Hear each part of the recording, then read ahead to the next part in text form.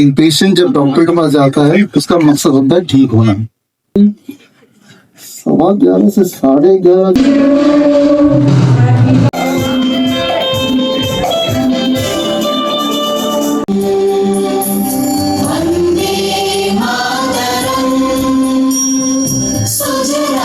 Medanta hospital गए और वहां से 30 यूनिट इंसुलिन लेते थे। 30 यूनिट इंसुलिन की जिंदगी की शुरू हो गई। आपका उम्र कितना है अभी? 10 इयर्स है ना। कौन सा क्लास में पढ़ते हैं? 6 में पढ़ते हैं। 6 में पढ़ते हैं। 30 यूनिट इंसुलिन माई। तो जो कहानी आपके मॉडर्न चाचा ने आपको बताई, थोड़ा सा अपना उस वक्त का, मार्च का, अप्रैल का थोड़ा सा बताइए, आपके बारे में बताइए। नमस्कार साथियों सभी को। मेरा नाम अभिषेक है, मैं भिवानी हरियाणा से। जैसे कि डॉक्टर साहब ने बताया, ऐसे ही मेरे को यानी जिंदगी में अचानक ही एकदम से यानी जो कहते हैं ना दुर्घटना, वो होगी। और वो दुर्घटना इतना भयानक रूप जब ले लेती है जब वो आपके बच्चों के साथ हो। तो ऐसे ही मैं मेरी बेटी को लेकर गया भिवानी में डॉक्टर चुप के पास। तो उन्होंने इसको डायग्नोज किया तो डायबिटिक बताया, बोले आपकी बेटी डायबिटिक है। ऐसे ही यानी थोड़ा एक बार तो शब्द सुना मैंने, लेकिन ये लगा होगा चलो भाई थोड़े दिन में ठीक हो जाएगा, जैसे फीवर होता है वैसे होता है। लेकिन जैसे ही वो मेरे को बताते गए सारी चीजें, तो वो यानी एक किस्म से लाइफ लॉन्ग के लिए ऐसे होगा कि आपको इंसुलिन पे रखना पड़ेगा इसको। तो ऐसे करते करते 6-7 दिन उन्होंने रखा। आप ये सब कैंप में आए थे? लालगढ़ आए थे ना? थोड़ा सा बताइए, ये माइक में लीजिए। हेलो, मेरा नाम दीपक गुप्ता है। मैं यूपी मैनपुरी का रहने वाला हूँ। मेरी बेटी 11 साल की जब हो चुकी थी तब मेरे डॉक्टर साहब से मुलाकात हुई। और 11 साल तक होने तक आप समझ सकते हैं एलोपैथी में मैंने सारी जगह, सभी क्लिनिक, सब जगह हाथ पैर मार लिए। और रिजल्ट हाइपर एक्टिव पर मतलब आप लोग समझ चुके हैं कि बंदर की आत्मा, इधर उधर घूमना, शैतानी करना और सब हरकतें आप समझ सकते हैं। इस समय आपके सामने शांति से खड़ी हुई है मेरी बेटी। अगर हम आपको पुराने वीडियोस के दिखाएं तो बिल्कुल भी इधर उधर भागना, दौड़ना, घूमना फिरना समझ में नहीं आता था कि हम इसको कहाँ ले जाएं। कहीं भी समाज में जाने में, मिलने में, जुलने में बड़ा इरिटेशन सी लगती थी। 1 साल पहले सबसे मेरी मुलाकात हुई। उससे पहले मेरी किस किस से मुलाकात हुई आप समझ सकते हैं। एलोपैथी में सब बुरा हाल हो चुका था। चूंकि परंपरागत तरीके से एलोपैथी में लोगों का जो भरोसा होता है ना, तो वही चलता चला रहा था कि वही डॉक्टर सही कर देंगे, दवा ले लेंगे, खा लेंगे, पी लेंगे, ठीक हो जाएंगे। अनाप शनाप पैसे और सब कुछ सारे अस्पतालों में कर डाला, रिजल्ट हाथ में 0। और जब सर से मुलाकात हुई और उन्होंने जो ट्रीटमेंट बताया, और जब ट्रीटमेंट में दिया क्या, DIP डाइट, मतलब वो सारी चीजें बिल्कुल फ्री हैं। धूप, हरी घास, 0 वोल्ट थेरेपी, वो सब चीजें दे रहे हैं सर, जिससे बच्चा हमारा बिल्कुल फ्री में ठीक हो रहा है। और दिमाग में क्या चलता था कि एलोपैथी में जाएंगे, डॉक्टर सुई लगाएगा या कुछ दवा दे देगा और तुरंत बच्चा ठीक हो जाएगा, 1 महीने, 6 महीने, साल में हो जाएगा। इंतजारी करते करते करते करते 10 साल बिता दिए। सर से अगर हम मतलब 1 साल के इम्प्रूवमेंट के बाद आज ये लगता है कि सर से अगर हम काफी पहले मिल लिए होते तो मेरा बच्चा बहुत जल्दी इम्प्रूवमेंट कवर कर गया होता। मैं आपको अपना एक हिस्ट्री में केस और बताना चाहता हूँ कि आज से करीब 18 से 20 साल पहले जब सर से मुलाकात हुई नहीं थी, एलोपैथी में पूरा भरोसा रहता था। रिजल्ट क्या था, हमारे पिताजी को लीवर खराब हो गया था। लीवर खराब होने की वजह से डॉक्टर के पास गए और एलोपैथी में वही परंपरागत जो आप समझ सकते हैं क्या हुआ कि उन्होंने कम से कम 35-40 लाख रुपए लिया, मेरे पिताजी का पूरा पेट खोल दिया और साथ में आपको हम दिखाना चाहेंगे, देखिए पूरा पेट मेरा खोला हुआ है। ये हाल एलोपैथी का है। बरमुठी पैसा दे दो, आप कितना ही पैसा दे दो, वहां आपके पास 50 लाख हो, 50 करोड़ हो, कोई दिक्कत नहीं। सर के यहाँ सारा इलाज निःशुल्क, वो भी प्राकृतिक तरीके से। तो हम तो सैल्यूट करते हैं कि सर बिगर मतलब स्वार्थ भाव से बच्चे को मेरे ठीक कर रहे हैं। और इंडिया के वर्ल्ड के सारे बच्चों को मतलब घर बैठे सबके घर में धूप फ्री में, ग्राउंडिंग फ्री में, सब चीज 0 वोल्ट थेरेपी फ्री में, DIP डाइट बिल्कुल घर का खाना, साफ सुथरा खाना, फल फ्रूट, वो सब चीजें। तो अगर सर से हम आज से पहले 20 साल पहले मिले होते तो हम तो समझ लो आज 35-40 लाख रुपए उस समय बचा लिए होते और बच्चा हमारा आज तक बिल्कुल फिट हो गया होता। तो सर हम तो बहुत बहुत धन्यवाद देना चाहेंगे। तो अभी आपने दो अलग अलग मेडिकल सिचुएशन देखा, एक diabetes type 1 which is a autoimmune disease और एक एचएस सिंड्रोम जो रेयर जेनेटिक डिजीज, ऐसे ही बोला है आपको, रेयर जेनेटिक डिजीज मतलब पहले ही समझ लो कि ठीक नहीं हो सकता, लेकिन आपके सामने आशी यहाँ पे खड़ी है। और अभी हमसे मिलने के बाद सीजर, अब सीजर पूरी तरह से बंद है, जब से मिले तब से अब फिक्स आने पूरी तरह बंद है, लेकिन अब हाइपर एक्टिविटी नहीं है, आपको दिखाई दे रहा है ना सामने, तब से यहाँ पे है और शांत है जैसे कि कोई भी नॉर्मल बच्चा करता है। और स्पीच एंड वॉकिंग पहले से बिल्कुल ठीक है। जो स्पीच पहले नहीं थी, सारे सेंटेंस, लंबे लंबे सेंटेंस पहले नहीं बोल पाती थी, पूरे सेंटेंस बोलती है और सब कुछ बताती है। मतलब जो चीजें अगर 10 साल पहले मिले हुए होते तो अब तो हम आपको बहुत आगे निकल गए होते, लेकिन फिर भी हम ये कहते हैं कि अब तो सारे सेंटेंस जब ये बोलती है तो सोचना पड़ता है इतना लंबा सेंटेंस ने सोच कैसे लिया, बोल कैसे लिया, इतना इम्प्रूवमेंट है इसमें। उनको माइक दीजिए उनको। काशवी। इसका स्कूल का नाम काशवी है। आप अपने भाई का नाम क्या बताओ? बहुत ज्यादा लाइट का यहाँ पर वो बहुत देर से स्ट्रगल कर रहा है बच्चा, पहले हम ब्रेकिंग को देखा है थोड़ा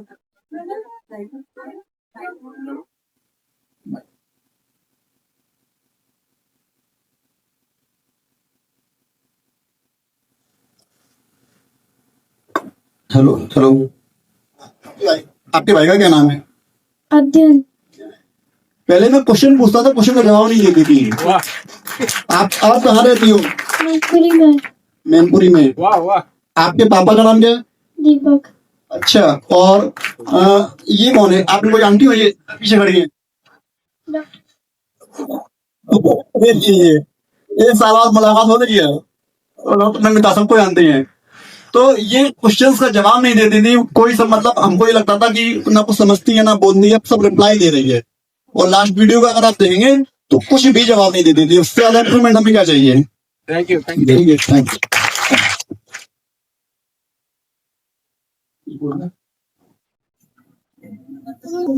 हरे है परमात्मा ने परमात्मा दृढ़ता क्लेश है गोविंदाय नमो नमः।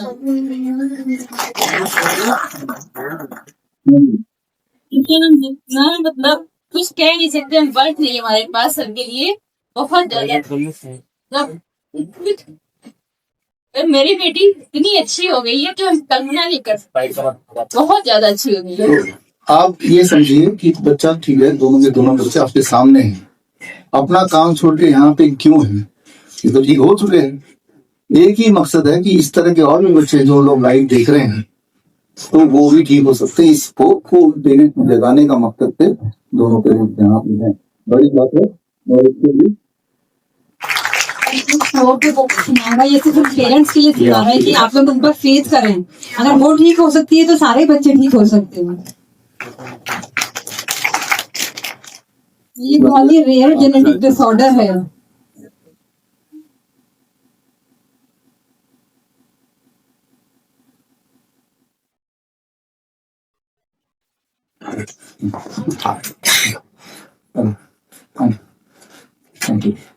तो ये दो आपने केसेस देखे, तो वो अलग अलग केसेस हैं और देखने में ऐसा लगेगा अभी भी किसी से पूछेंगे और उन्हीं हॉस्पिटल में जाएंगे, चाहे आशी को लेके जाए चाहे प्रज्ञा को लेके जाए, अभी भी एक्सेप्ट नहीं करेंगे ही नहीं। तो इनका नाम मैंने दिया मॉडर्न चाचा। ऐसे कुछ मॉडर्न चाचा से मैं मिलाता हूँ और उनकी हरकत समझाता हूँ। नुकसान किसका हो रहा है? नुकसान पेरेंट्स का हो रहा है। नुकसान किसका हो रहा है? उन बच्चों की हो रही जिनकी जिंदगी अभी शुरू हुई हो। चाहे बीमारियां अलग अलग दिखती हैं, एक जेनेटिक बीमारी वो भी रेयर और एक ऑटोइम्यून डिजीज, लेकिन इंटरेस्टिंग बात आपने देखी कि दोनों ने सेम ही किया, अलग अलग नहीं किया। दोनों का इलाज अलग अलग नहीं था। इन दोनों पेरेंट्स ने जो बोला वही डीएपी डाइट बोला, वही टाइम एज मेडिसिन बोला, जो सारा कुछ आप तो सारे कोर्स करके आए तो आपको ऑलरेडी पता है।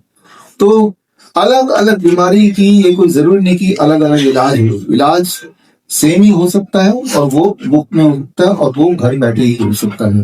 तो ऐसे में ये जो इलाज है वो भी बड़ा सिंपल है और अभी तो इंटरनेट का जमाना है और इस तरह के हमारे हजारों पेशेंट्स हैं जो लोगों को इस तरह के वीडियो जाते हैं, इन्हीं तरह के वीडियोस को देख के ये पेरेंट्स भी आए। इन पेरेंट्स से पहले भी कई ना पेरेंट्स ने अपना इस तरह के टेस्टिमोनियल डाला, उनको देख के इनको विश्वास हो तो यहाँ आए। तो अगर इन पेरेंट्स तक वो वीडियोस पहुंच रहे हैं तो क्या उस मॉडर्न चाचा तक ये वीडियो नहीं पहुंच रहा होगा? लेकिन उनकी आंखें बंद है क्योंकि उनका मकसद वो नहीं है जो ये मकसद एक पेशेंट का है। पेशेंट का मकसद सिर्फ इतना कि मैं ठीक हो जाऊं, लेकिन वही मकसद जब तक अलाइन नहीं होगा उस डॉक्टर के साथ तब तक वो इलाज नहीं होगा। इलाज के नाम पे हो सकता है व्यापार है। तो खैर अभी मैं आपको कुछ ऐसे मॉडर्न डाइटिशियंस हैं, डॉक्टर्स हैं, अपनी क्लिनिक चलाते हैं, तो यहाँ पे इस मुद्दे को उठाना जरूरी है जिसको बेसिस बना के which is the first line of diagnosis, जो कि हर तरह की अधिकतर तरह की बीमारी में पहला लाइन ऑफ डायग्नोसिस इस तस्वीर से शुरू होता है। उस पर कितना फेथ किया जा सके, इसकी एक्यूरेसी कितनी है। एक्यूरेसी कितनी है, एक्यूरेसी का मतलब क्या होता है? किसी भी डायग्नोस्टिक टूल की एक्यूरेसी कितनी है जानना जरूरी है कि वो डायग्नोस्टिक टूल तभी कराएगा जब वो एक्यूरेट होगा, कुछ हद तक एक्यूरेट होगा। कई बार वो थोड़ा बहुत इनएक्यूरेट भी हो सकता है, लेकिन चलो काफी हद तक ये सही जवाब दे दे, काफी हद तक वो सही पड़ताल कर ले, तो उसको एज ए डायग्नोस्टिक टूल का दर्जा दिया जाता है। तो ये एक्यूरेसी कैसे पता करते हैं ये हम समझते हैं। मान लीजिए एक कमरा है और इस कमरे में 100 प्रेग्नेंट वुमेन है, 100 प्रेग्नेंट महिलाएं एक कमरे में है, और आपको डायग्नोसिस करना है कि इनके बच्चे जो होंगे वो लड़का होगी कि लड़की होगी, है ना, ये डायग्नोस करना है आपको। और आपके पास डायग्नोस्टिक टूल है ये कॉइन, तो आप एक एक को बुलाते हैं और कॉइन टॉस करते हैं। मनी मन सोचते हैं हेड आएगा तो उसका लड़का होगा, हेड और टेल आएगी तो लड़की होगी, और अकॉर्डिंगली डायग्नोसिस करते हैं। अच्छा आपका नाम क्या है? मीना देवी जी। कॉइन टॉस के इनका तो टेल आ गया, आपकी लड़की होगी, वो लिख के चले जाते हैं 100 के 100, राइट। अब आप बताइए क्या चांसेस हैं, कितने प्रतिशत ऑन एवरेज चांसेस हैं कि आपने जो बताया वो सही निकलेगा? 50% सही निकलेगा, है ना। यानी कि उन 100 में से 50 लोग या वही महिलाएं आएंगी, डॉक्टर साहब आपका डायग्नोसिस बिल्कुल सही था, मेरी तो बेटी हुई है, मेरा तो बेटा हुआ है ना। तो लेकिन क्या हम कॉइन टॉस को डायग्नोसिस मान लें? नहीं मान सकते, क्योंकि रैंडम हमें पता है। तो जो चीज रैंडम होती है उसमें भी एक्यूरेसी 50% की तो है ना। जब भी आंसर यस और नो में देना है, दैट इज चांसेस कि आपने रैंडमली जो भी आंसर दिया, बहुत चांसेस 50% चांसेस वो करेक्ट होगा ही होगा, 50% नहीं। तो इसका मतलब है कि कोई भी डायग्नोस्टिक टूल या कोई भी इंस्ट्रूमेंट डायग्नोस्टिक टूल की तरह तभी माना जा सकता है जब उसकी एक्यूरेसी कम से कम कॉइन टॉस से तो ज्यादा हो, इजंट इट, है ना। तो इसी टेस्ट को बोलते हैं sensitivity of the diagnostic tool. ये जो एक्यूरेसी है इसका मतलब कॉइन टॉस की सेंसिटिविटी कितनी हुई? 50%। यानी कि 100 लोगों को डायग्नोस करेंगे तो 50 का आंसर करेक्ट दे ही देगा, 50 का गलत भी दे सकता है ना। तो द सेंसिटिविटी मेडिकल टर्म में of the coin toss, coin as a diagnostic tool is 50%। अब कोई नया डायग्नोस्टिक टूल आता है किसी एक डायग्नोसिस के लिए, तो और एग्जिस्टिंग वाला जो होता है पहले से जिसको यूज करते हैं उससे उसकी तुलना करके देखते हैं। नया वाले को हम तभी एक्सेप्ट करेंगे जो पहले वाले से बेटर होगा, है ना। कॉइन पहले आया कि सर्च को पहले आया दुनिया में? हाँ, तो उसके बाद आया सर्च को, तो इसका तो 50% है, और कोई नई चीज आएगी तो इससे ज्यादा होना चाहिए, तभी इसको मान्यता मिलेगी ये डायग्नोस्टिक टूल है। तो खैर अब इसको थोड़ा समझते हैं, साइंटिफिकली अंडरस्टैंड करते हैं। अंडरस्टैंड करने के लिए क्विज करने जा रहे हैं। इस क्विज के लिए आप सबको इनाम भी मिलेगा अगर आप करेक्ट जवाब दें, लेकिन करेक्ट जवाब देने के लिए पॉइंट का इस्तेमाल मत कीजिए, मोस्ट लाइकली मेरी आएंगे। वैसे भी 3 ऑप्शंस हैं, और 3 ऑप्शंस हैं तो आप कॉइन का इस्तेमाल नहीं कर सकते, उसके लिए 2 ही ऑप्शन है। पहला सवाल, आपके आई कार्ड में एक क्विज का छोटा सा पर्चा होगा, निकालिए उसको। रूल ये है कि जो भी आंसर आपको ठीक लगता है उसको वहां लिखना है। सवाल मैं पढ़ देता हूं। If 100 patient with pneumonia present to a clinic, what percentage will be correctly diagnosed based on the stethoscope examination. अगर 100 पेशेंट आते हैं क्लिनिक में और सभी को निमोनिया है, फीवर है, उसको कफ है, उसको चेस्ट पेन है, शॉर्टनेस ऑफ ब्रेथ है, जब हेवी ब्रीथिंग करते हैं तो चेस्ट में पेन होता है, ये सारे सिम्टम्स हैं, तो इन सिम्टम के साथ 100 के 100 पेशेंट को निमोनिया है और डॉक्टर को स्टेथोस्कोप थमा दिया जाता है। उसको होता ही है कि ये स्टेथोस्कोप के बेसिस पर आप जांच करके बताओ कि इन 100 में से कितने परसेंट को pneumonia based on the stethoscope. तो क्या लगता है स्टेथोस्कोप की एक्यूरेसी निमोनिया फाइंड करने में कितना होगा? 90% से बोलना नहीं, बोलना तो चीटिंग हो जाएगा। इंसान सुन के वो पर्ची बता देगा, लिखना है, किसको दिखाना भी नहीं आता क्या लिखा है ABC में से। क्या है एक्यूरेसी 90% से ज्यादा होगी स्टेथोस्कोप की, 70% से ज्यादा होगी या 40% कम होगी? अच्छा, अगर 100 निमोनिया के पेशेंट हो और कॉइन टॉस से हमको डायग्नोस करना है इनमें से कौन सा निमोनिया के पेशेंट है कि नहीं, असली में 100 के 100 है, तो एक्यूरेसी कितनी होगी? हाँ, तो इसका तो 50% तय है। अब इसकी जगह पे मैं स्टेथोस्कोप को यूज करूंगा टू डायग्नोस इस कॉन्टेक्स्ट में। जब आएंगे तो आपके हाथ में क्विज पेपर है, आपने आंसर लिख दिया, टिक कर दिया। अब जिन्होंने टिक किया उनमें से देखते हैं पहले कौन हाथ खड़ा करता है। काफी लोगों ने खड़ा किया। पहले तो हाथ आपने खड़ा किया 30। बोला नहीं, हम पर्चा दिखाइए। हाँ अशोक, पर्चे में क्या है? और आप पहला दूसरा आप खड़े ही रहिए और आप भी। ये दो मुझे लगता है पहले इन्होंने हाथ रेस किया, ठीक है ना? दीजिए। 3 लोग यहाँ पे, हालांकि बहुत लोग ने हाथ रेस किया, मैं ये भी देख रहा हूँ सबसे पहले कौन हाथ रेस करता है।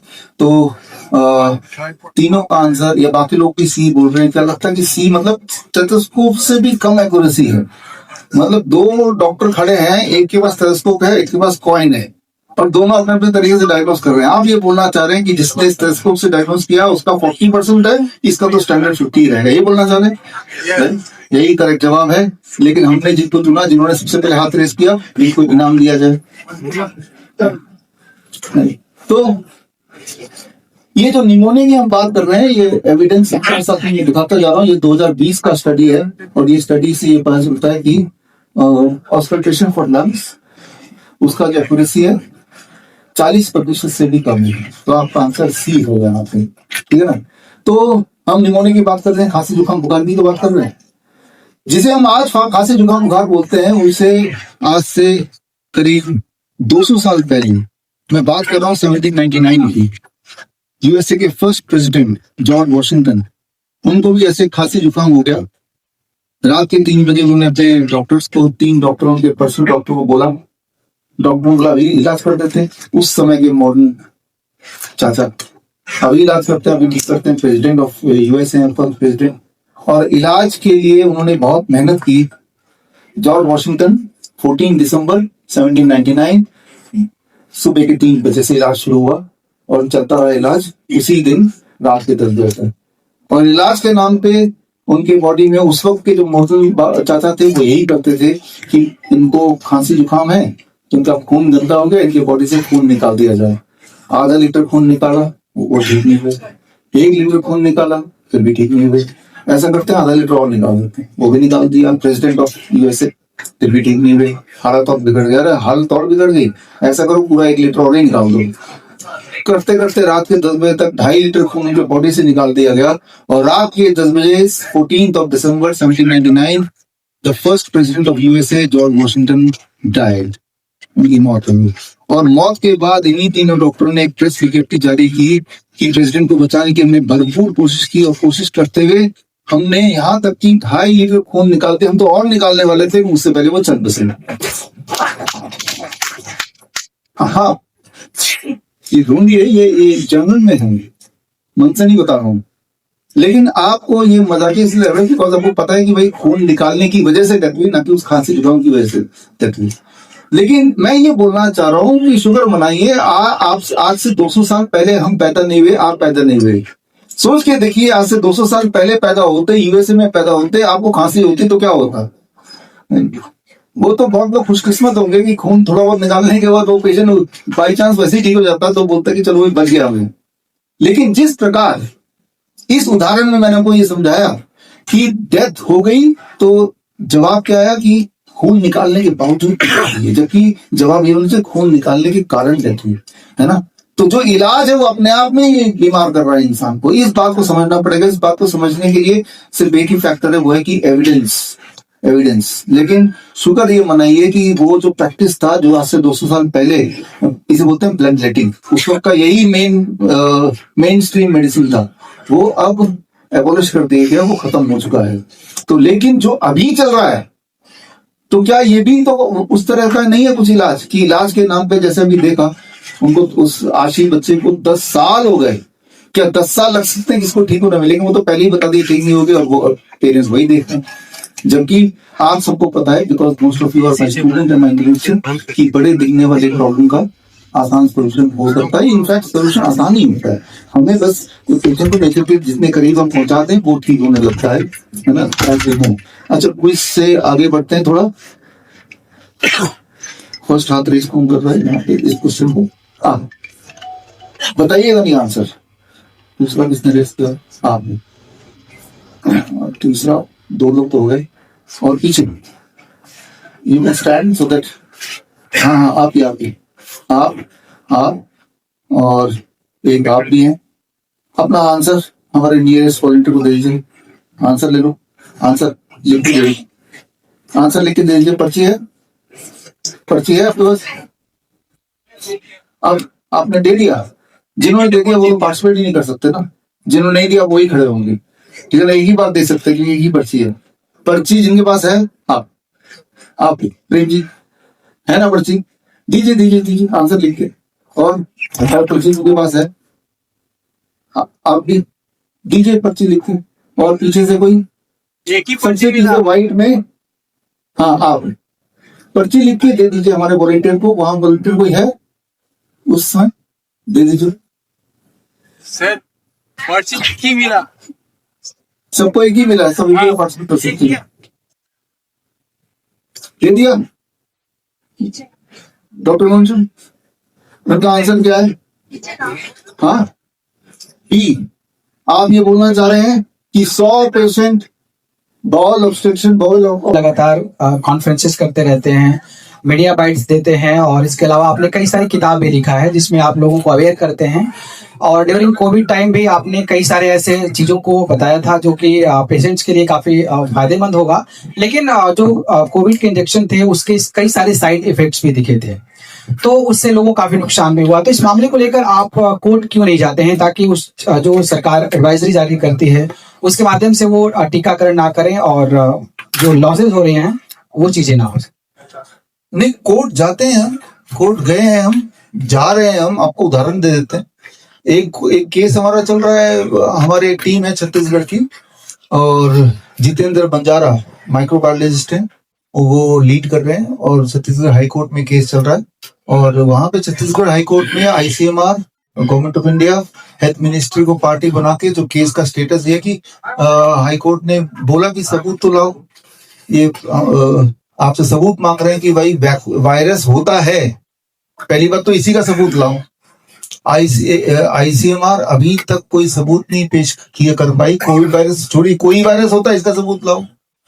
कोर्ट ने ऐसा बोला, लेकिन भारत का कोर्ट का ये भी है, तारीख पे तारीख वो भी चल रहा है ना। एक केस अभी चल रहा है, ये AIM जो हमारे मुंबई के हमारे जो एसोसिएट्स हैं, डॉक्टर सुजाता मित्तल, जिन्होंने HPV वैक्सीन पे दिल्ली हाई कोर्ट में केस किया कि HPV वैक्सीन देने से बच्चों को सिर्फ और सिर्फ नुकसान होगा।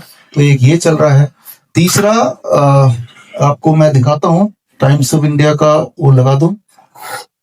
कोविड का टाइम का आपने जिक्र किया, कोविड टाइम का, तो कोविड टाइम का ये न्यूज 13 दिसंबर 2020 का अगर आप देख पा रहे हैं, जब मैं कोविड के बारे में अवेयरनेस की वैक्सीन कभी मत लेना, आज भी आप में से स्टेज पे आकर बोला कि आपने तब सुना और वैक्सीन नहीं लिया, तब काउंटर करने के लिए अखबार में टाइम्स ऑफ इंडिया ने फ्रंट पेज में डाला, how the vaccine myths are spreading in India, 13 दिसंबर 2020 फ्रंट पेज में, राइट, और डाला, और मुझे तो विलन ही बना दिया उसमें, है ना। तो उसके बाद अब क्या करें, तब वैक्सीन आई नहीं थी, at the time vaccine was not there. और तब हमारे वकील हैं सोमनाथ भारती, सुप्रीम कोर्ट के, तो उन्होंने बोला कि ये अपने नाक रगड़ते हुए घुटने पे आएंगे, आप चिंता मत करो, मैं देख लूंगा। और उसके साइड वाला देखिए कितना डेट है, 24 मई 2026। कितने साल हो गए? 6 साल उन्होंने मुझे कभी तंग नहीं किया। उन्होंने केस लड़ा, सोमनाथ भारती जी ने, और 6 साल बाद उन्होंने फोन किया। आज का टाइम्स ऑफ इंडिया पढ़िए, तो आज का टाइम्स ऑफ इंडिया यानी कि 24 मई का मैंने पढ़ा, उसमें उन्होंने माफी मांगी उस दिन के लिए जो 6 साल पहले उन्होंने गलती की। तो भारत का सबसे बड़ा जो प्रिंट मीडिया बोलेंगे, सबसे बड़ा प्रिंट मीडिया हाउस ही बोल सकते हैं, तो उनको अगर हम 6 साल लगे सही, लेकिन अगर उनको भी अगर अपने टर्म्स पे ले आए, थोड़ा बहुत झुका दिया, तो इसका मतलब है कि लगातार कोशिश करते रहो, कर रहे हैं। हमारे टीम अलग अलग जगह पे अपने कैपेसिटी पे कर ही रहे हैं, जितने सारे तरीके हो सकते हैं लोगों तक पहुंचने तक, या आप बोल रहे हैं, वी आर ट्राइंग। और जिस तरह से छोटी सी जीत हमें मिली है, तो वो सिर्फ एक दर्ज हो गया इतिहास में एक तरह से, है ना, कि वो जो बोला गया था वो ठीक बोला गया था, उसको गलत तरह से वही पेश कर रहे थे। नहीं तो सोचिए क्या कारण हो सकते हैं, 6 साल बाद उनकी आंखें खुली, अरे उस दिन जो हमने लिखा था उसका भी करेक्ट कर देते। नॉर्मली आप देखेंगे कोई गलती अखबार करता भी तो अगले दिन ही उसका करेक्शन का एक छोटा सा लाइन आ जाता है। 6 साल बाद ये दुनिया का पहला केस होगा कि जो भी उन्होंने लिखा था 6 साल बाद एपॉलॉजी का उन्होंने सारे एडिशन में लिखा, ऑल द एडिशंस। और जो उन्होंने इलेक्ट्रॉनिक मीडिया यानी कि उनका जो पोर्टल था उसमें से, ये न्यूज में से मेरा नाम हटा दिया। हमने तो बोला था न्यूज को ही हटाओ, लेकिन चलाकी वाला के दिखाया, हमने कहा चल छोड़ो, हमारे पास बहुत सारे और काम भी है, लेकिन मेरा नाम हटा दिया, न्यूज को थोड़ा ट्वीक कर दिया।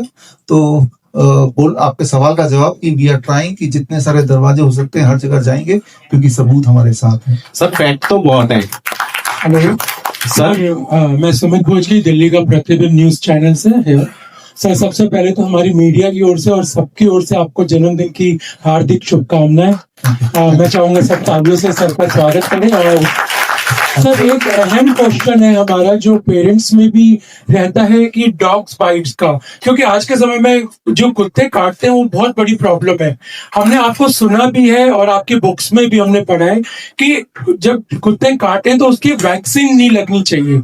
तो सर उस पर थोड़ा सा विस्तार से बताएं, कि क्योंकि हम भी हैं, बच्चे हैं, सबसे पहले हम वैक्सीन के लिए हॉस्पिटल भागते हैं डॉक्टर्स के लिए, तो उसके लिए सर थोड़ा सा बताएं इस बारे में प्लीज। Thank you.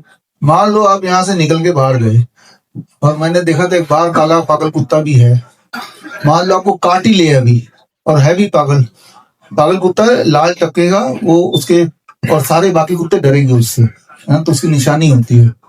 तो आप क्या करेंगे? तो आपका ऑब्वियस आंसर, हम तो वैक्सीन लगाएंगे। क्यों लगाएंगे? क्योंकि आपको ऐसा लगता है कि उससे बचने के चांसेस बढ़ जाएंगे, यही ना। ये तो लगना हुआ, लेकिन क्या कोई ऐसा सबूत है?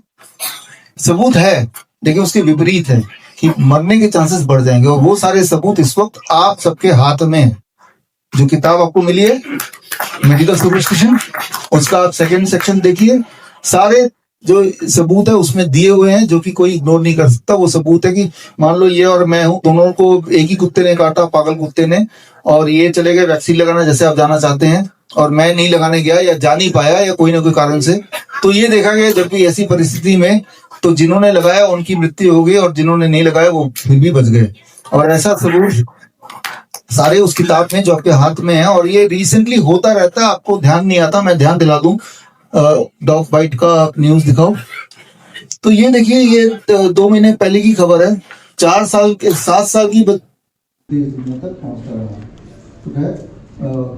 यहाँ पे इनके लिए साथ में हमारे हैं प्रोफेसर चू वॉक है, जो इंडो वियतनाम कल्चरल हेरिटेज को प्रमोट करने के लिए